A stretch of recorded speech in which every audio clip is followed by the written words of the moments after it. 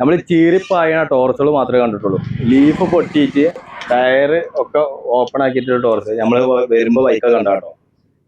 അങ്ങനെ ചീറിപ്പായുമ്പോ നമ്മൾ കുറെ ആൾക്കാർ ഇങ്ങനെ പ്രാകലുണ്ട്, എന്ത് ഈ ടോറസ് അങ്ങനെ പോണു ഇങ്ങനെ പോണു. പക്ഷെ ഇതുവരെയൊക്കെയുള്ള ബുദ്ധിമുട്ടുകളൊക്കെ വരുമ്പോഴേ ചേട്ടാ ഇതെന്താ സംഭവം, എന്താ പറ്റി? ഇത് ഇതിന്റെ സെൻട്രൽ ബോൾട്ട് പോയിട്ട് യുക്കാമ്പ് പൊട്ടി. ഓക്കെ, അപ്പൊ അത് ഇപ്പൊ ഒന്ന് നിർത്തിയിട്ട് ഇത് മാറ്റിയിട്ടില്ലെങ്കിൽ എന്താ പ്രശ്നം എന്ന് പറഞ്ഞാൽ അതിന്റെ ഈ രണ്ട് ടയർ പോവും, കംപ്ലൈന്റ് വരും. ഇതിപ്പോ എങ്ങനെ പോലെ അറിഞ്ഞത്?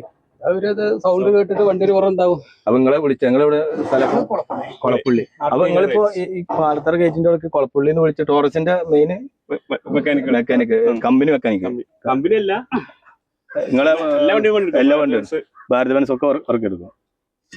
ഇനിയിപ്പോ ഇത് എത്ര ടൈം പിടിക്കും ഇങ്ങനെ നേരാക്കണമെങ്കിൽ? 4 മണിയൊക്കെ ആവും. 4 മണിയാവും. ഭയങ്കര ബുദ്ധിമുട്ട് തന്നെയല്ലേ നമ്മളിങ്ങനെ ഈ ടോറസിൽ ഇങ്ങനെയൊക്കെ ചീറിപ്പോഞ്ഞു നമ്മളിങ്ങനെ കുറെ പ്രാകും ഇങ്ങനെ ആ പായം വരെ പോകണുണ്ട്. പക്ഷെ ഇവർക്ക് ബുദ്ധിമുട്ട് വരുമ്പോഴൊക്കെ ഇത് ഇതറിയുള്ളൂ അല്ലേ? ഇത് മോട്ടർ ഇട്ടയക്കാം. ഇതിപ്പോ കറണ്ടും എയറൊന്നും ഇല്ലല്ലോ, മാനുവലായിട്ട് റോഡിന്റെ സെന്ററിൽ പെട്ടായിട്ടാണ് ഇതേമാതിരി ഞങ്ങള് എത്ര നേരമായിന്നറിയോ ഈ വെയിലും കൊണ്ട്. ഞങ്ങള് 9:30 പോന്ന 9:00 ഇവിടെ പെട്ടുക്കണത്. 9:30 അല്ല, അതിന് മുമ്പേ പോയിട്ടുണ്ട്. ഞങ്ങള് വന്ന് രാവിലെ വന്ന് വീട്ടിൽ അവിടെ വർക്ക്ഷോപ്പിൽ വന്ന് ഇതിന്റെ ഓണറൊക്കെ പോയി ചോറയൊക്കെ പോയിട്ടുണ്ടാവില്ല. ഇതിപ്പോ എന്താ അവർക്ക് ഇനി റോളൊന്നും ഇല്ലല്ലോ, കഴിക്കാൻ മാറ്റുക. ലീഫ് പൊട്ടാണ് ഇതിന്റെ ഉള്ളിലായിട്ട് വരിക. ഇതാണ് ഈ ലീഫ് സെറ്റ് പറഞ്ഞ സാധനം. കാണിച്ചു കൊടുത്താ ഇതേമാതിരി നിൽക്കേണ്ടതാണ്.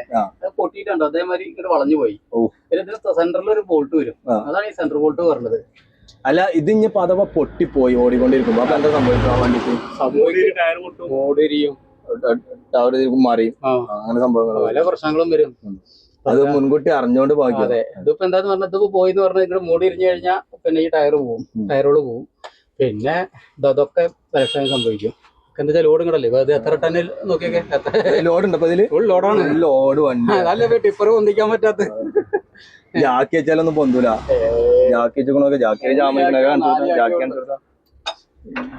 ജാമായി കിടക്കാട്ടോ.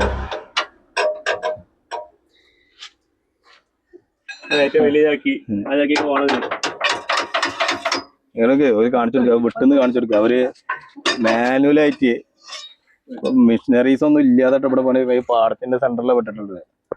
എന്താ സംഭവം, നമ്മള് ഇങ്ങനെ ഓരോ വണ്ടികളും ചീറിപ്പായുമ്പോ നമ്മള് ഇങ്ങനെ പ്രാഗി പറയാന്നല്ലാതെ അതിന്റെ ബാക്കിൽ എന്തൊക്കെയാ ഒരു വലിയ വണ്ടിയിൽ പോണതിന്റെ റിസ്ക് നമുക്ക് വ്യക്തമായിട്ടില്ല. അതാണ് സത്യത്തില്. ചെറിയ വണ്ടിക്കാർ ഇങ്ങനെ പ്രാകും, വലിയ വണ്ടിക്കാർ അങ്ങനെയാണ് ഇങ്ങനെയാണെന്നൊക്കെ. പക്ഷെ ഇതേമാർക്കൊക്കെ പെടുമ്പോ ഇപ്പൊ സത്യം പറഞ്ഞാൽ ഒരു 2 ദിവസത്തെ പണി മെനക്കെട്ടൂല പോലെ. 2 ദിവസം ഇവിടെ പെട്ടു. ഇനി ഇത് വൈകിട്ടാണ് അവരിത് നേരാക്കിയ വൈകുന്നേരം ആകുമ്പോൾ ആവുന്ന വിചാരിക്കല്ലേ.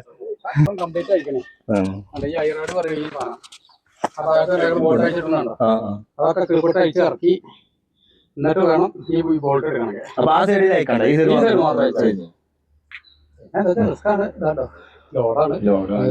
ലോഡ് അല്ല. ഇനി ഈ ലെവലിക്ക് വെച്ച് ലോഡ് തട്ടാനൊന്നും പറ്റൂല. റോഡ് അല്ലെങ്കിൽ തട്ടാനില്ല.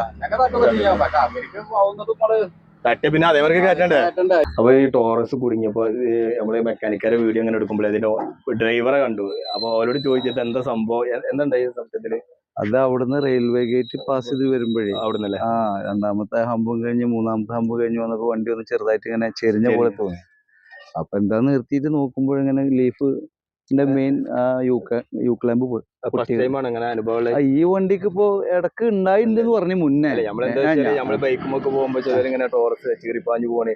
ഇതുമാരിക്കുള്ള അനുഭവം ഇവരുടെ ഡ്രൈവർമാരൊക്കെ ഒരു ബുദ്ധിമുട്ട് നമ്മള് വലിയ വണ്ടിക്കാരെ നമ്മളറിയില്ല.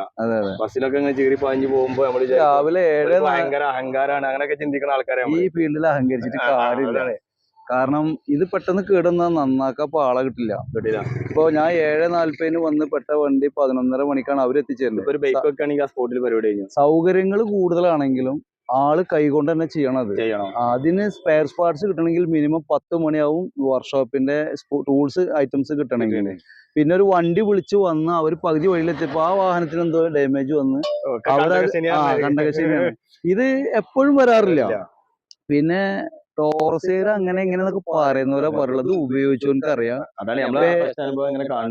എന്റെ ഉടമസ്ഥൻ ഇപ്പൊ 4 വണ്ടി ഇങ്ങനത്തെ വലിയ വണ്ടി ഉണ്ട്. 4 എണ്ണം ഒരു ലോഡിന് വേണ്ടിട്ട് അവിടെ കൊണ്ടിടാണ്. ഇത് ബെനിഫിറ്റ് നോക്കിയിട്ടല്ല ഇപ്പൊ പണിയെടുക്കണേ. സാധനം കിട്ടാനില്ല. ട്രഷർ എന്തൊക്കെ പൂട്ടിക്കണെന്നൊക്കെ ആ ക്രഷർ കല്ല് കിട്ടാത്ത പ്രശ്നമുണ്ട്. ഇപ്പൊ 2 മാസത്തോളമായി ഇങ്ങനെ ഒരു ബുദ്ധിമുട്ട്. ഞാൻ ഇന്നലെ കൊണ്ടിട്ട വണ്ടിയത്. ഇതിപ്പോ നിങ്ങൾക്ക് ഈ പണിയെടുപ്പിക്കാൻ എത്ര ചെലവ് വരും? ഇതിനിപ്പോ ഒരു 10-27,000 റുപ്യ ഈ വർക്കിന്. ആ സാധനം മൊത്തം അഴിച്ച് അതിന്റെ സ്പെയർ പാർട്സ് വാങ്ങി അതിൽ ഇനി വേറെ എന്തെങ്കിലുമൊക്കെ പോയിക്കണമെന്ന് നോക്കണം. ഇപ്പൊ കമ്പനി കൊണ്ടുപോയിട്ട് 35-ന്റെ മേലാവും. കൊണ്ടുപോകാനും പൊട്ടില്ല. ഇവിടുന്ന് ഒരടി ഇപ്പൊ വണ്ടി നീക്കാൻ പറ്റില്ല. അപ്പൊ 4 ടയറും പൊട്ടും. അത് ലീഫ് സെറ്റ് ഒക്കെ ഫുള്ള് അതിന്റെ അലൈൻമെന്റ് തെറ്റിട്ടാണ് നിൽക്കുന്നവ. ഇത് ആ യു ക്ലാമ്പ് എന്ന് പറഞ്ഞ സാധനം കിട്ടണമെങ്കിൽ 7,000 റുപ്യ ആവും. ആ ഒരു കമ്പി 2 എണ്ണം അതിന്റെ നെട്ടും കിട്ടണമെങ്കിൽ 7,000 രൂപ ആവും. പിന്നെ അവര് ഇത്രയും ടൂൾസുകൾ ആ ഓട്ടോറിക്ഷയിൽ കൊടുന്ന് ഇതാക്കി ഈ കിട്ടാത്ത സാധനങ്ങൾ ഇതേപോലെ അവിടുന്ന് വരുത്തണം. ചിലപ്പോ 15 റുപ്യയിൽ നിൽക്കും, ചിലപ്പോ മേലാവും. ഒരു ലോഡിന്റെ പൈസ അങ്ങനെ പോകും. അത് പോകും. അതിമൊന്നും ഒന്നും കിട്ടില്ല. ഇപ്പൊ ഇന്നീ പോണതിലൊന്നും. പിന്നെ നിങ്ങളെ ചെലവ് കാര്യങ്ങളൊക്കെ ഞങ്ങളിപ്പോ ഇന്ന് രാവിലെ മുതൽ ഞങ്ങളെ 3 വണ്ടിക്കാരും ഉണ്ടായിരുന്നു ഇവിടെ. അവരൊക്കെ പറഞ്ഞു വിട്ട് ഇപ്പൊ ഇവര് വന്ന മുതൽ ഇപ്പൊ ഇവര് 3 ആളുണ്ട് ഇതിമേ. ഇവര് അവര് എപ്പോഴും വരും. നമ്മളെ കൊളപ്പുള്ളിയിൽ അവർക്ക് സ്വന്തം വർക്ക്ഷോപ്പ് ഒരു 10 പണിക്കാരുണ്ട്. അപ്പൊ ഇങ്ങനെ എമർജൻസി ഉള്ളപ്പോ അവര് അവിടുന്ന് വണ്ടി വിളിച്ചു വരും. അല്ല ഞങ്ങള് അത് വേണം. അത് ഓൾറെഡി ഇതിപ്പോ ചെയ്യണ പണികളൊക്കെ ഇല്ലേ, ഇത് മെഷീനറി കൊണ്ട് ചെയ്യാറുള്ളതാണ്. ഡ്രില്ല് ഒക്കെ വെച്ചിട്ട് ഇതിപ്പോ അവര് കൈ കൊണ്ട് തന്നെ അഴിച്ചെടുക്കണം. ഇപ്പൊ 1.5 മണിക്കൂറായി നെട്ട് അഴിക്കാൻ തുടങ്ങിയിട്ട്. പിന്നെ ഈ വെയിലും ഈ സമയവും സിറ്റുവേഷനും വളരെ ബലം. അപ്പൊ അവർക്ക് വേറെ പണികൾ എടുക്കുന്നുണ്ട്. ഈ വണ്ടി ഇവിടുന്ന് വരെ 1 കിലോമീറ്റർ പോയിട്ട് ഒരു 100 മീറ്റർ കൊണ്ടാൻ പറ്റില്ല. കാരണം അതിന്റെ ആ മൊത്തം ഇനി ഇളക്കിന്ന് വിചാരിക്കുക, ആ മൊത്തം ബാലൻസ് പോയ സാധനം റോട്ടിൽ ചാടും.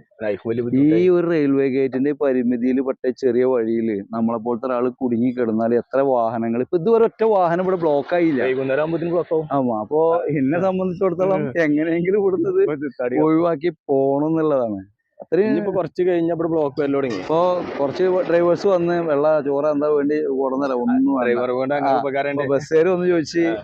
അപ്പൊ ഈ ഫീൽഡിൽ എല്ലാവരും പരസ്പരം അങ്ങോട്ടും ഇങ്ങോട്ടും ഒരു ഐക്യം വേണം. നമ്മള് ഇത് വീഡിയോ എടുക്കാൻ വന്നിട്ടുണ്ട്. വണ്ടി കുടുങ്ങിയതിന്റെ പേരിൽ ഇപ്പൊ യൂട്യൂബർമാർ നമ്മള് പരമാവധി വലിയ വണ്ടിക്കാരൊന്നും പ്രാഗി പറയാതിരിക്കുക. ഇതേമാർക്ക് കുറെ ബുദ്ധിമുട്ടുകളും കാര്യങ്ങളൊക്കെ ഉണ്ട് ഈ ഫീൽഡിൽ പോകും. ഇന്നത്തെ പണി മൊത്തം പോയി. പണി മൊത്തം പോയി. പിന്നെ അതേമാതിരി ഇതിന് മെക്കാനിക്കലും കാര്യം എന്തായാലും കൈകൊണ്ടാണ് ഒരു പണിയെടുക്കണേ.